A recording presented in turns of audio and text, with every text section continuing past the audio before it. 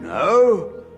Well, if you're sure, better be Gryffindor!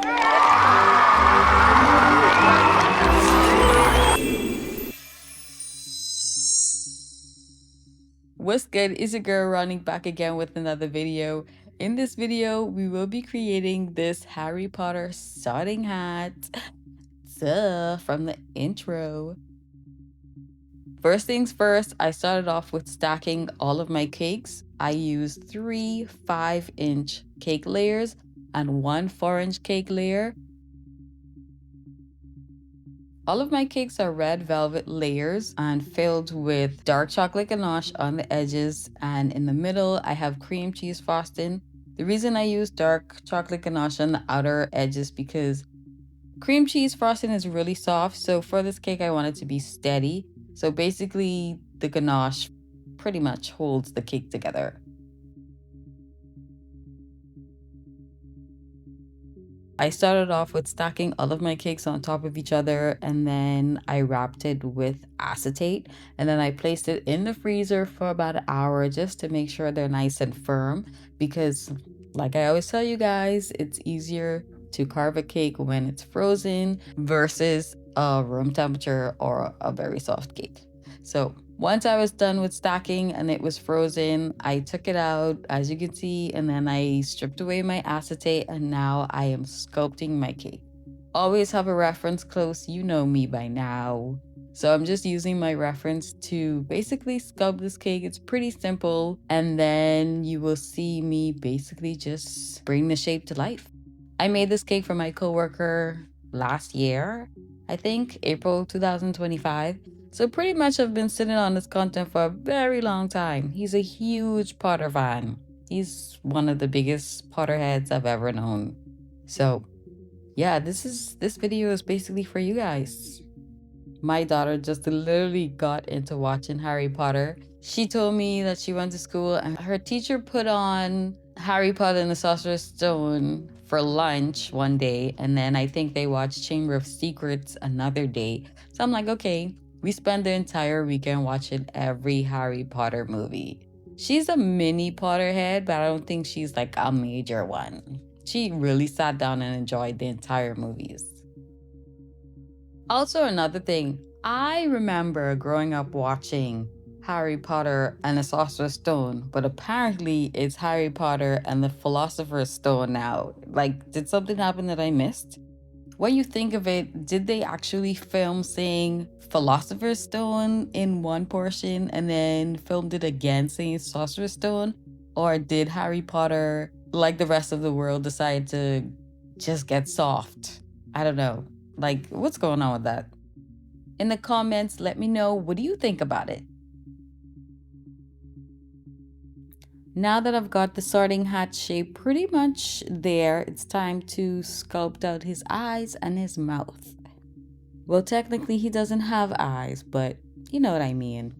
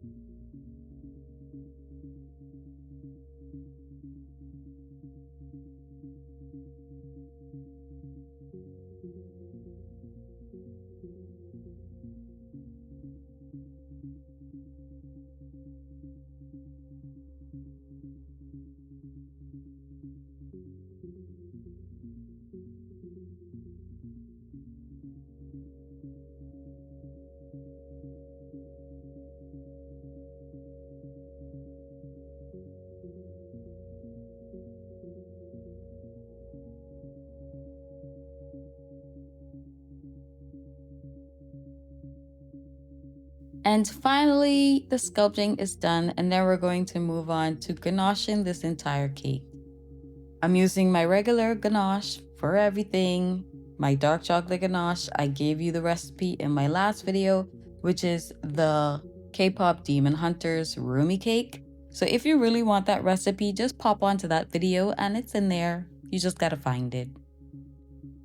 So I'm just using my offset spatula to apply the chocolate ganache to my cake, and then I'm using my flexible smoother just to make sure the entire thing is nice and smooth. While we're here, let's talk about these Harry Potter movies. Growing up, my favorite movie was The Sorcerer's Stone, or also known as The Philosopher's Stone.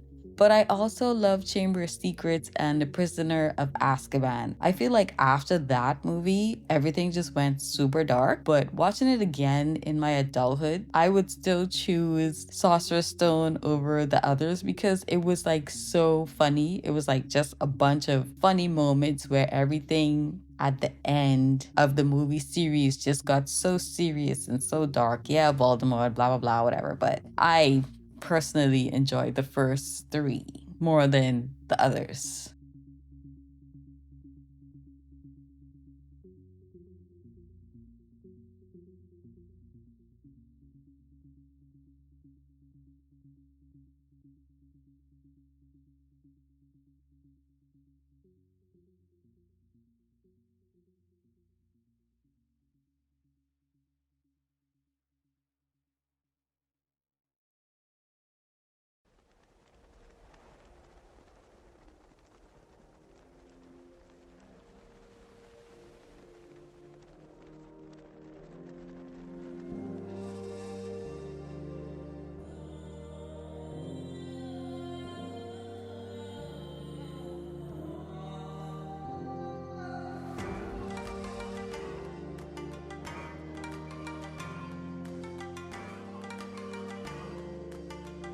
Now that I'm pretty much done ganaching my entire cake, I lost a lot of the details of the mouth and the eyes, so I'm just re-enhancing those areas, and then we will get into adding our modeling chocolate to our cake.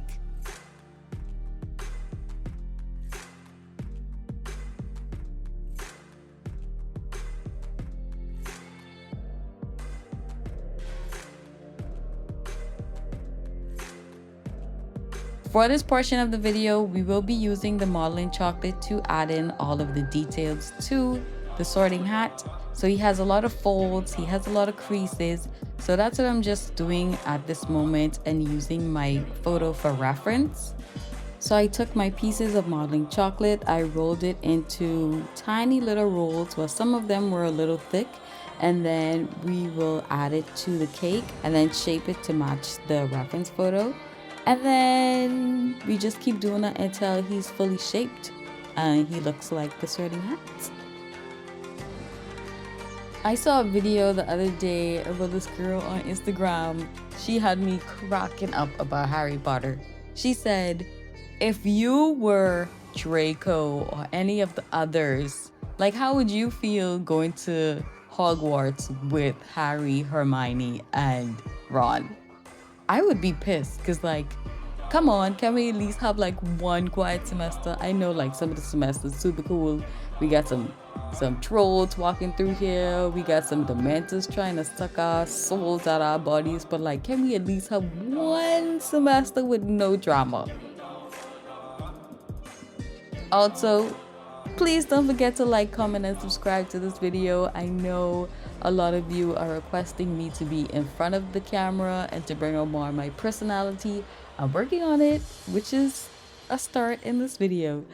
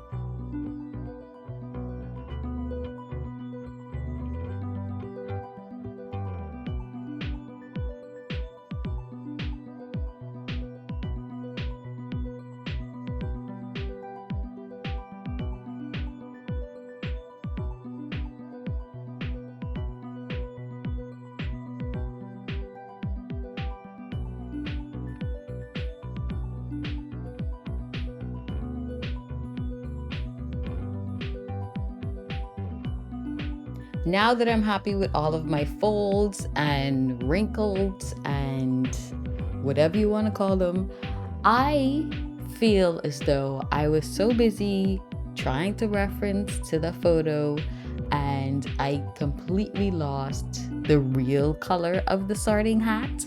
So, looking back to the video that I added to the intro, I feel like how the cake looked before I added this top modeling chocolate was the perfect color, and then I added this lighter color. So don't follow me on this part. Like, when you do add your top layer of modeling chocolate, please make sure it's nice and thin and it's darker to match the actual sorting hat on Harry Potter and not the photos that are online. That's the only thing I have to say about this part. I really feel like the color that I had at first matched him way better than this color. But I mean, it's like 2 o'clock in the morning. I have to get up at 6 for work. So I'm like, you know what? It's going on, it's staying on. So once I added my final layer of modeling chocolate, I'm just trying to bring back all of the details that I added to the cake through the modeling chocolate. An easy way to do this is using water. So I just take a little bit of water onto my hands and then I rub it onto the modeling chocolate, and then it just smoothens out, like how clay becomes smooth when they're being molded. So I feel like it's basically the same thing.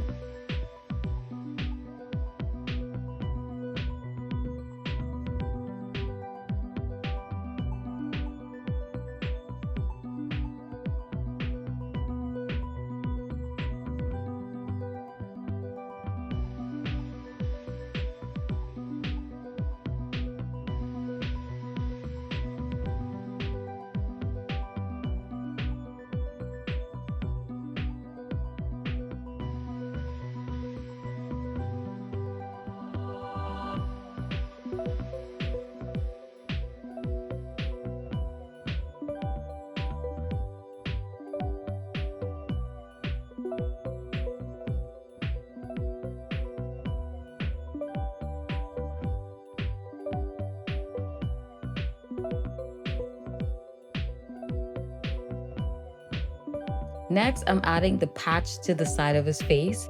I guess this really shows like how torn and worn he is and how long he's been around Hogwarts. So I feel like that detail is one of the main details that should be on this cake.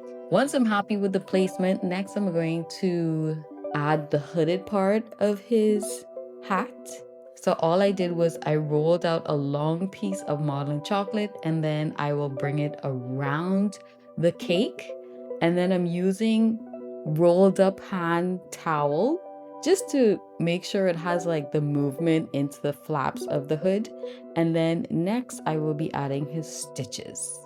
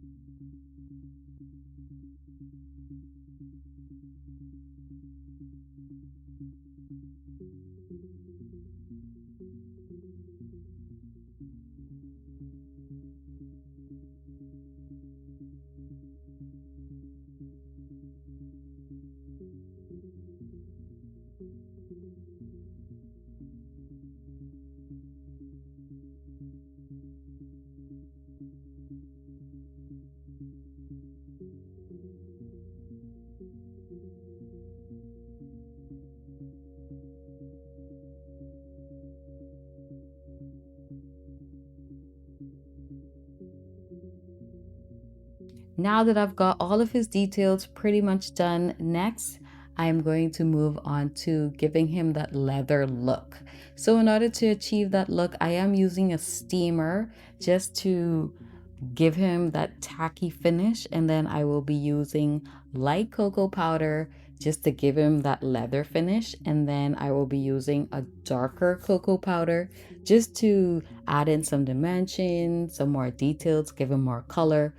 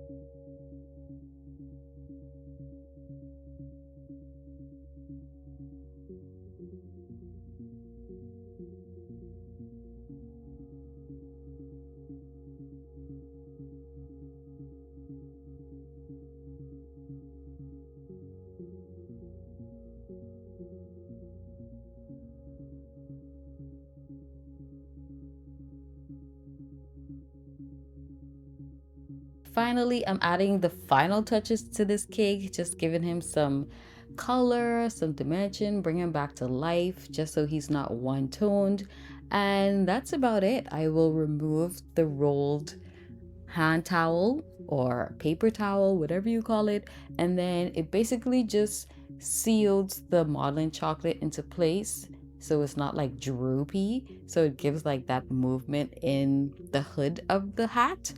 That's about it. I hope you guys enjoyed this video. I hope this is very helpful. It's a pretty easy cake to get done, so if you do have a kid that loves Harry Potter, this is one of the most ideal Harry Potter cakes to make, and it will definitely make a statement to their birthday party. So if you like this video, please like, comment, and subscribe. And don't forget to come back to my next video, which will be posted in another few days once I'm done editing it.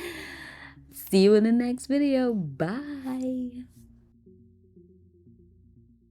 Also, I totally forgot I added this. Look at that cake slice. Yeah.